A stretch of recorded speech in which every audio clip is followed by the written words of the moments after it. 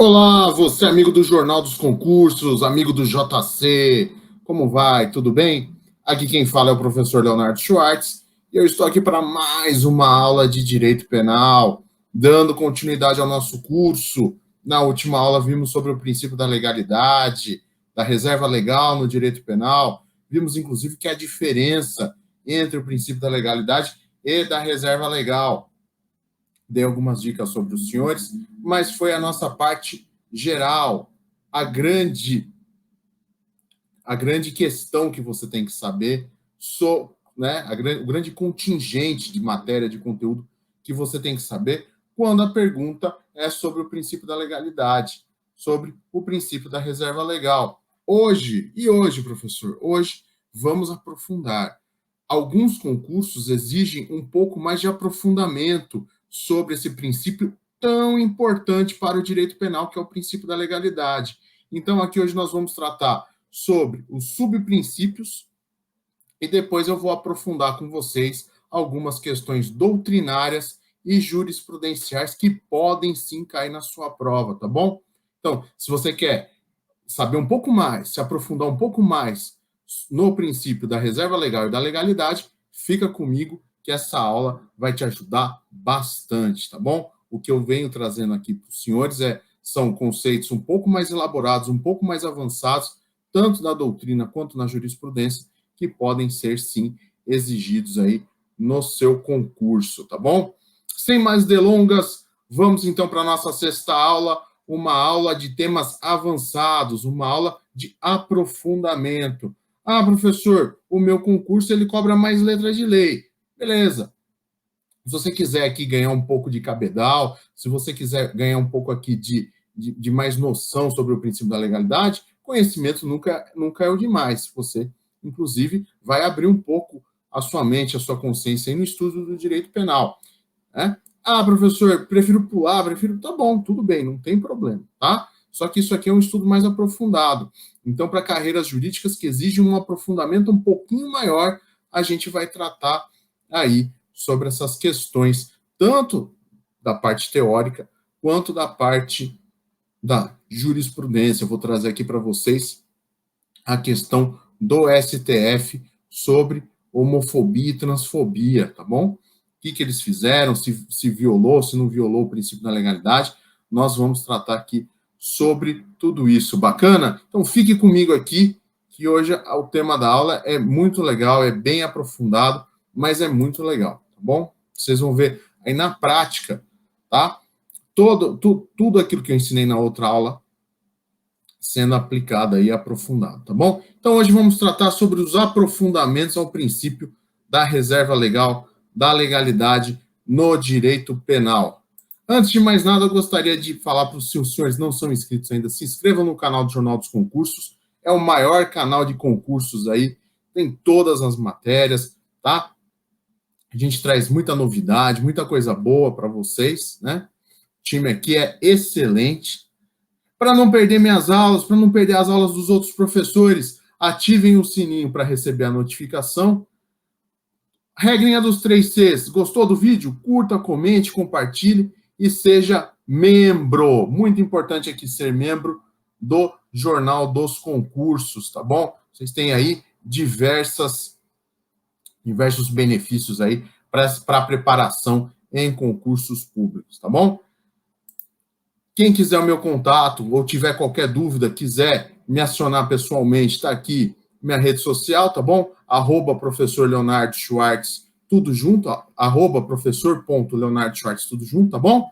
Podem me procurar lá, sou bastante acessível. Dúvidas, sugestões, qualquer questão, eu estou lá e vou responder aos senhores, tá bom? Sem mais delongas, vamos aqui falar sobre os nossos temas de aprofundamento ao princípio da legalidade e reserva legal no direito penal. Vamos lá, tá? Então, primeiro vamos tratar aqui dos subprincípios, né? Subprincípios ou princípios derivados do princípio da legalidade no direito penal. O primeiro que eu já tratei na outra aula, né, é o princípio da reserva legal. Falei para os senhores, às vezes aparece o princípio da legalidade, às vezes aparece o princípio da reserva legal. Tomem cuidado com isso. Está na aula 5 Lá na aula 5 eu trato desse assunto com os senhores. Então, se você não se recorda, volta lá, assiste, senão eu vou ficar repetindo as coisas aqui, e aí esse vídeo aqui vai acabar ficando com muita informação, tá bom? Então, se você não lembra direito professor, qual é a diferença do princípio da legalidade e da reserva legal, tá lá na aula 5, eu explico certinho, bonitinho para os senhores, inclusive falo para tomar cuidado com questões de concurso público que às vezes trazem esses termos como sinônimos, e eles não são, tá? Então, reserva legal é a exigência da lei em sentido formal, é a exigência da lei escrita, da lei escrita, tá bom? Então, o direito penal, ele exige a lei escrita, ele exige que esteja tudo nos mínimos detalhes, não é? É uma garantia do cidadão, que a sua conduta prevista como crime esteja numa lei taxativa, numa lei escrita. Agora vamos aprofundar, porque reserva legal já falamos na outra aula. Então vamos aprofundar. Isso aqui é uma aula de aprofundamento, tá bom? E os costumes e analogia? Professor, então o senhor falou que precisa de lei escrita, não é? É, precisa da lei em sentido formal, da lei escrita. Mas e os costumes e analogia? Os costumes e analogia, se vocês forem lá na Lei de Introdução às Normas do Direito Brasileiro, eles aparecem como fontes que integram o direito penal, não é? Isso é, eles não servem como fontes primárias, mas eles devem o quê? Integrar o direito. Então, toda vez que se tem uma lacuna normativa, você usa dos costumes, da analogia e dos princípios gerais do direito, porque o sistema não exige ruptura, o ordenamento jurídico não admite lacunas, gaps, falhas, não é? Então, toda vez que se tem alguma situação como essa, o próprio legislador fala, olha, se vira, usa da analogia, dos costumes, dos princípios gerais do direito, contudo, você não pode deixar que dentro do sistema do ordenamento jurídico haja rupturas, haja lacunas, vazios, vácuos, tá bom? E aí vem, então, lá na Lei de Introdução às Normas do Direito Brasileiro e trazem esses instrumentos comatadores. É isso mesmo, professor? Comatadores, né? Eles servem exatamente para preencher lacunas. Olha só que no direito penal nós vimos que prevalece o princípio da reserva legal. Então, o que isso acaba gerando? Que costumes e analogia eles não podem criar crime. Ué, se só a lei em sentido estrito, só a lei escrita pode criar crime, logo você tem que tanto os costumes quanto a analogia, eles não podem criar crime. Então, atenção, o que se proíbe é que o costume fundamente ou agrave incriminações. É o famoso costume in malam partem, ou em desfavor do réu. Então, preste atenção, aqui, muita atenção. Cuidado com aquilo que o seu examinador vai perguntar para você na prova. Se o seu examinador falar assim, analogia e os costumes podem ser usados para criar crime, a alternativa é falsa, não pode. Se ele falar assim, os costumes e analogia podem ser usados para agravar a situação do réu, a assertiva é falsa. E se ele falar assim, os costumes e analogias são vedados, a sua utilização né? A utilização do costume e da analogia é inteiramente vedada, né? Pelo direito penal, você vai responder que essa alternativa é falsa, porque em nenhum momento o legislador pegou e falou que não se pode utilizar dos costumes e da analogia. Prestem atenção, vem comigo, tá? Vocês estão aqui comigo? Então, são 3 situações. Eles não podem ser usados para criar crime, primeira situação. Eles não podem ser usados para em desfavor do réu, isso é, para agravar a situação do réu, mas nada impede que eles sejam usados o quê? Como elemento interpretativo ou fonte de normas que não venham criar crimes ou agravar a situação do réu. É o famoso costume em bonam partem e analogia em bonam partem, não é? Isso é para o bem do réu, aí sim, né? Nunca para desfavorecer, sempre para favorecer, tá bom? Então, vamos lá. Vamos falar um pouquinho sobre os costumes primeiro, tá? Então, o que são os costumes? Os costumes, sob o enfoque do direito penal, são verdadeiras fontes mediatas. O direito penal brasileiro não trata os costumes, não tem uma definição exata dos costumes em lei, tá? E também não há um tempo necessário para que aquilo seja considerado costume. Em algumas legislações tem, como por exemplo 100 anos, né? Precisa de 100 anos para aquilo ser considerado um costume social. Aqui não. Aqui nós trabalhamos com alguns elementos que eu já tratei em outras aulas, quando, por exemplo, eu tratei sobre as fontes do direito penal, eu falei um pouquinho sobre os costumes, o que é necessário para que se tenha um costume. Né? Dentre esses elementos, existe um elemento subjetivo, que é a crença de que aquilo já é aceito pela sociedade, de que há uma norma que, inclusive, a sociedade aceita aquilo, tá? Então, os costumes, eles não podem ser usados para criar crimes, eles não podem ser utilizados, né? Seja para criar crime, seja para trazer uma situação em malefício do réu, mas eles podem ser usados em duas situações. Vamos ver aqui, ó. Eles podem ser usados como fonte de norma permissiva. Isso é, existe um determinado crime, e aí vem o legislador, cria um crime, como, por exemplo, o crime de constrangimento ilegal ou o crime de lesão corporal, são crimes, só que algumas condutas são costumeiramente aceitas pela sociedade e isso nunca é crime, tá? Então, o grande exemplo aqui que se dá, né? Hoje os trotes têm trote solidário, né? Hoje os trotes são mais bonitinhos. Mas na década de 1990 e depois, no início dos anos 2000, o trote não era assim, não. Pelo menos na minha época. Até um pouco... E mais para trás era pior ainda, não é? Então, pintava você à força, fazia você tomar bebida alcoólica à força, né? Existia ali alguns veteranos que pediam para fazer mudança, pintar a casa, lavar a louça, raspar a cabeça, né? Tirar o cabelo, né? Era o famoso trote acadêmico, né? Os de medicina, então, eram ainda mais terríveis do que os de direito, né? Nadar em fonte, em praça pública, não é? Enfim.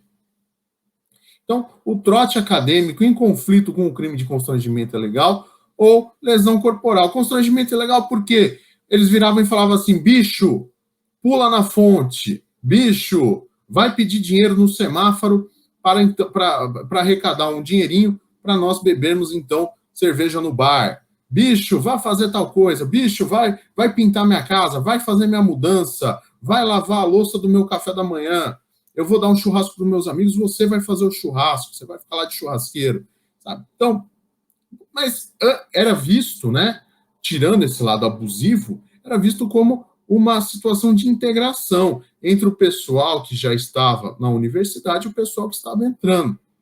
Tem todo um fator histórico, né, que antigamente só os nobres frequentavam a universidade, e aí eles davam trote na burguesia, né? Existe toda essa questão histórica lá europeia, mas no Brasil, principalmente na atualidade, é uma questão de integração, né? E aí era costumeiro. Então, não, apesar de você estar incorrendo em crime de constrangimento ilegal ou de lesão corporal, cortar o cabelo de alguém à força, né, em tese, o costume como norma permissiva não incorre neste crime o veterano que faz esse tipo de situação com o bicho, desde que respeitado ali a situação ali do calor, do bicho, né? Do aquele que está ingressando na faculdade, tá bom? Então, não deixa de ser crime, porque costume não revoga a lei, anota isso aí. Costume não revoga a lei, assim como analogia. O costume não revoga a lei. Contudo, nessa situação, né, de bem-querer acadêmica, o calor aceita essa situação, vai lá, dá risada, conhece todo mundo, né? Às vezes até tem paquera nesse meio, tá tudo certo, né? Fala assim, nossa, você está cometendo constrangimento ilegal em pedir para o bicho ir limpar a tua casa. Não, ele vai lá porque ele quer, porque exatamente faz parte do costume, faz parte da brincadeira, tá bom? E ainda, os costumes podem ser também fontes de interpretação, né? O exemplo aqui entende-se pela expressão ato obsceno, a exposição das partes íntimas. Então, lá o artigo 233 do Código Penal traz ali o crime de ato obsceno, tá bom? E nesse crime de ato obsceno, reparem, hoje se entende que expor as partes íntimas é uma situação de obscenidade. Até aí, tudo bem, né? O que está se tutelando aqui é qual é o bem jurídico? O pudor público. O pudor público aqui é o grande bem jurídico, penalmente tutelado pelo crime de ato obsceno. Então vamos lá. Professor, como é que eu vou usar o costume para interpretar o que é ato obsceno? Muito simples, né? Pensa numa situação de topless na praia, ou de uma praia de nudismo. Então, costumeiramente, aquela praia vem sendo usada como praia de nudismo há, sei lá, 30, 40 anos. E as pessoas andam desnudas na praia. Eu posso prender alguém por ato obsceno naquela praia? Não, por quê? Porque o costume social implica que aquela praia é usada para praticantes de naturalismo. Imagina, então, eu como delegado, ou alguém como um promotor, o juiz condena todo mundo, o promotor denuncia todo mundo numa praia de naturalismo ali na Bahia, porque e aí ele simplesmente ele ignora que aquilo lá é usado como praia de nudismo há 30 anos, há 40 anos, desde a década de 70. Não dá, né? Então, aqui, o costume sendo usado como fonte de interpretação para uma determinada situação. E vou além. Quer ver uma interpretação ainda melhor?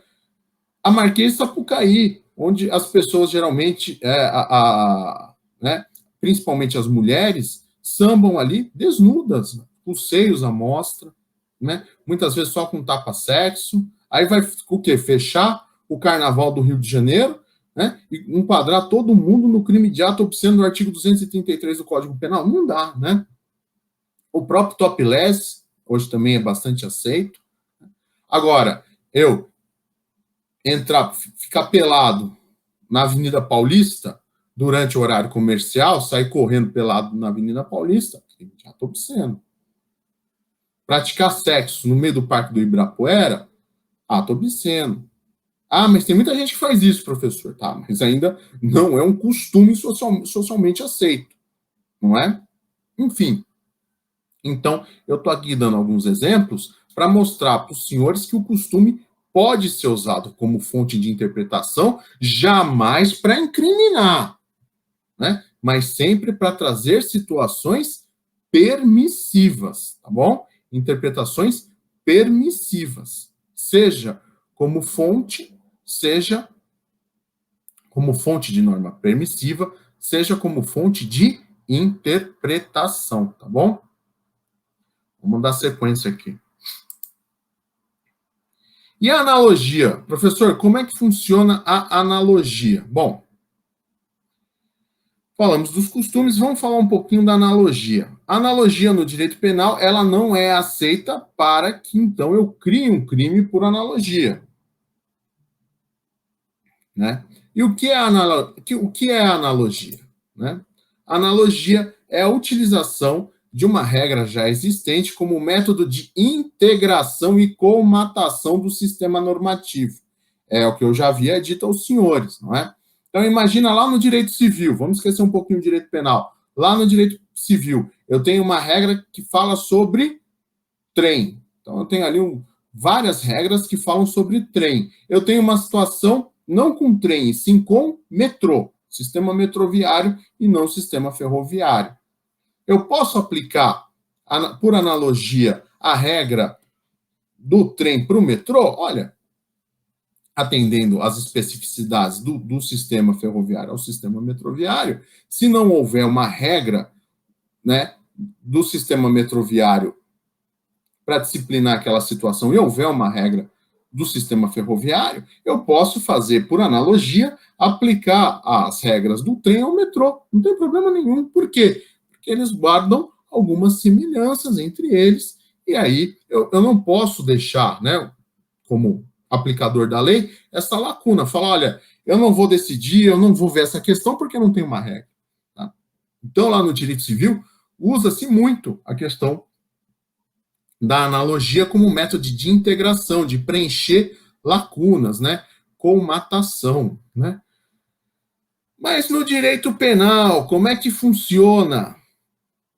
Eu posso usar a analogia como eu quiser? E a resposta é não, né? No direito penal, somente posso usar a analogia em bonum partem, pois a sua criação em malum partem implicaria na criação de dois tipos penais e agravaria as penas já existentes, ao arrepio dos princípios da reserva legal e da anterioridade. Veja só, né? Então, eu não posso criar um tipo legal por analogia, porque então haverá a violação dos princípios, seja da reserva legal, seja da anterioridade, tá bom? Bacana. E aqui, né? O que é a analogia? A analogia é a utilização de uma regra já existente como um método de integração e comatação do sistema normativo para trazer a norma, né, de algo que não existe, né? No direito penal, essa somente poderá ser utilizada em bonum partem, pois sua criação em malum partem implicaria na criação de tipos penais e agravaria penas já existentes ao arrepio destes princípios da reserva legal e da anterioridade. Então, vamos entender aqui, né, uma situação. Vem comigo aqui, né? No direito, os senhores têm que entender o seguinte: nem tudo que parece é igual, tá? Então, o concurso gosta muito de brincar com joguinhos de palavras, com coisas que parecem ser iguais, mas nem tudo que parece é. Se eu te trazer um limão cravo, ele parece ser uma laranja? Parece, né? Uma laranjinha pequena? Parece. Aquelas mexeriquinhas? Até parece. Mas não é. Né? Ele é azedinho. Né? A mesma coisa, eu trago um limão siciliano. Ele parece ser uma lima da Pérsia? Parece, não é? Mas não é, tá? Então, nem tudo aquilo que parece é. O mamute se parece com um elefante? Parece. Mas é um elefante? Não, não é. Um dromedário parece com um camelo? Parece, mas não é. Uma ema parece com avestruz? Eu poderia dar aqui infinitos exemplos, tá? Então, cuidado com isso. Nem tudo que parece é. E aí, agora, eu vou trazer para os senhores exatamente essa situação. A diferença entre analogia, interpretação extensiva e interpretação analógica, tá bom? Então, vamos lá. A analogia em malum partem não se confunde com a interpretação extensiva. A analogia não é método de interpretação, mas método de integração do ordenamento jurídico, verdadeiro instrumento comatador, na utilização de uma lei vigente e existente a um caso análogo, por ela não contemplado. Então, veja só. A analogia, como dissemos, né, não se confunde com a interpretação extensiva. A analogia é método de integração do sistema, já falamos isso, método de comatação. Professor, por que o senhor repete isso tanto? Para que você fixe isso na sua cabeça, tá? Que a analogia é método de integração. Já a interpretação extensiva, ela é método de interpretação, é instrumento de interpretação, para trazer ao alcance situação que o legislador não disse, quando ele deveria dizer. É o que os romanos diziam, né? Lex dicit minus quam voluit, né? O quantum voluit. O legislador disse menos do que deveria. A lei disse menos do que deveria. O legislador aqui verdadeiramente comeu bola, diferente da analogia. A analogia, o legislador não disse, não trouxe uma situação, e aí eu vou, porque ela parece com outra, eu pego e falo, essa situação também tem que vir aqui, tá? Diferente da interpretação extensiva. O legislador comeu bola, ele não trouxe, mas está ali subentendido de que aquela situação também deve ser contemplada. Isso é, o legislador comeu uma bola, né? A linha é tênue, percebam, a linha é tênue, né? Portanto, a interpretação extensiva é um método de interpretação quanto à extensão, no sentido de se conferir a expressões contidas na lei um sentido amplo, respeitando, porém, as possíveis significações do termo, do vocábulo, né? Então, aqui eu vou trazer para vocês aqui um exemplo do próprio direito penal, tá? Ó, aqui ainda eu coloco, na interpretação extensiva, o jurista alarga o sentido do texto para alcançar outras situações, mas sem retirar a sua finalidade, tá bom? Uma coisa é eu pegar e falar que trem e metrô é tudo igual, não é. Outra coisa é eu pegar aquele termo e dar uma estendidinha nele. Vamos entender isso aqui, ó? O conceito da palavra sequestro, do artigo 148. Lá no artigo 148, eles trazem aqui a questão do sequestro e do cárcere privado, tá? Esta é a privação mais intensa, enquanto aquele é mais brando. Isso é, o cárcere privado eu mantenho você num local fechado, né? Num quarto, numa sala, esse é o cárcere privado. Enquanto o sequestro eu te mantenho num local um pouco mais amplo, um pouco mais aberto, numa chácara, numa casa, e você pode transitar, tá bom? Então, no cárcere privado, eu deixo você num localzinho fechado, ali num cubículo, ao passo que no sequestro você tem uma maior liberdade de locomoção, mas você se encontra sob o meu poder. É uma diferença, tá bom? E aí, então, essa é a diferença. Ficou claro a diferença entre cárcere privado e sequestro? No sequestro, eu estou sob o poder de alguém, tanto quanto no cárcere privado. Essa é a semelhança. Contudo, no sequestro, apesar de eu estar sob o poder de alguém, ainda tenho uma liberdade de locomoção maior. No cárcere privado, eu fico restrito a um local fechado, tá bom? Então, vamos lá. O artigo 159, ele traz aqui uma diferença, né? Ele não traz essa diferença, aliás, que traz o artigo 148. No artigo 159, fala assim em extorsão mediante sequestro. Extorsão mediante sequestro. Isso é, não há crime quando a extorsão é mediante cárcere privado? Então, se eu deixar alguém preso em uma chácara, eu cometo o crime de extorsão mediante sequestro, que é pedir o que? Indenização para eu liberar a pessoa. Agora, se eu deixar a pessoa, pegar a pessoa, colocar num cubículo, numa casinha, que é o que geralmente acontece, num quartinho, né? Deixar a pessoa dentro daquele quartinho e pedir o resgate para a família, aí não é do artigo 159. Por quê? Pelo princípio da legalidade, não há extorsão mediante cárcere privado. Não, né? Aqui, então, a gente vai usar o quê? A interpretação extensiva, para falar que, no caso do artigo 159, o legislador trouxe essa expressão, né? Extorsão mediante sequestro, mas para o quê? Né? Mas ele para trazer também a questão da extorsão mediante cárcere privado. Então, vejam só.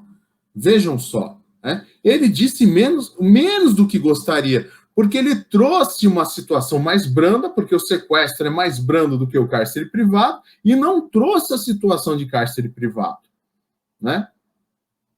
Então, aqui, verdadeiramente, o legislador comeu bola. Como é que ele traz uma situação de sequestro e não traz a situação de cárcere privado no crime do artigo 159? Tá bom? Então, por interpretação extensiva, nós entendemos que é crime a extorsão mediante sequestro ou cárcere privado, apesar do legislador não ter trazido a ideia de cárcere privado, tá bom? Então, essa diferenciação aqui é importante, tá? uma vez que parte da doutrina admite a interpretação extensiva do direito penal, ao passo que não é possível analogia in malam partem, tá? Então, nesse caso aqui, se aplica a regra do artigo 159, porque o sequestro foi definido como um gênero, tá? Então, você veja, você não alterou a estrutura propriamente dita da questão envolvendo o sequestro e o cárcere privado. E, por fim, para fecharmos aqui esta aula, tá? E com relação à interpretação analógica. Na interpretação analógica, o próprio legislador já dá a dica para você de que ele vai usar desse método para que então você faça, né, a reestruturação, porque ele não conseguiu prever todas as hipóteses que possam ocorrer naquele determinado tipo penal. Então, o grande exemplo onde você vai usar a interpretação analógica, que mais uma vez é regra de interpretação, ao passo que a analogia é regra de comatação, é o artigo 121, no seu parágrafo 2º, que trata sobre as hipóteses do homicídio qualificado. Então vamos lá, vamos entender aqui, ó, homicídio qualificado, mediante paga ou promessa de recompensa, ou por outro motivo torpe. Então, vamos supor que o examinador peça para você exemplos de motivo torpe, você vai falar o quê? Paga ou promessa de recompensa, né? Emprego de veneno, fogo, explosivo, asfixia, tortura ou outro meio insidioso ou cruel, ou que possa resultar perigo comum. Né? Explosivo pode resultar perigo comum, asfixia, meio cruel, tortura, meio cruel, né? Então veja que ele, quando ele fala ou qualquer outro meio, ele está abrindo hipótese para o quê? Para você usar a interpretação analógica. Você vai pegar outras situações parecidas com aquela e então aplicar esse método de interpretação. Não se trata de um método de comatação, não se trata de um preenchimento de lacuna, pois o próprio legislador já traz exemplos e fala, olha, em determinados casos você pode sim, então, usar aí da interpretação analógica para resolver essas outras situações, tá? Então, aqui, ó, são aqui, quando ele usa ou por outro motivo, como no inciso 1 e no inciso 3, ou que possa resultar perigo comum, ou outro meio insidioso ou cruel, tá? Aqui, no inciso 4, ou outro recurso que dificulte ou torne impossível a defesa do ofendido, são todas situações de interpretação analógica. Então, vamos lá. Diferença entre analogia e a interpretação analógica é exatamente essa, tá? Na analogia, eu uso de uma regra parecida para contemplar uma outra situação que não tem norma sobre aquilo. Na interpretação analógica, ele dá os exemplos e fala, olha, por analogia você pode interpretar desta ou daquela forma, dentro dos exemplos que eu já dei. E por fim, né, na interpretação extensiva, o legislador disse menos daquilo que gostaria. Ele trouxe uma situação mais branda e esqueceu de trazer uma situação mais complexa, como é o caso do artigo 158, que traz o sequestro, mas esqueceu do cárcere privado, tá bom? Então, com isso, vimos aqui a primeira parte de aprofundamento sobre o tema da legalidade no direito penal. Temos a segunda parte, onde vamos se debruçar sobre mais alguns subprincípios do direito penal e também vamos falar um pouquinho sobre a jurisprudência, tá bom? Então, aguardo vocês aí na próxima aula. Um forte abraço, bons estudos e nos sigam aqui no YouTube, tá bom? Forte abraço e até mais.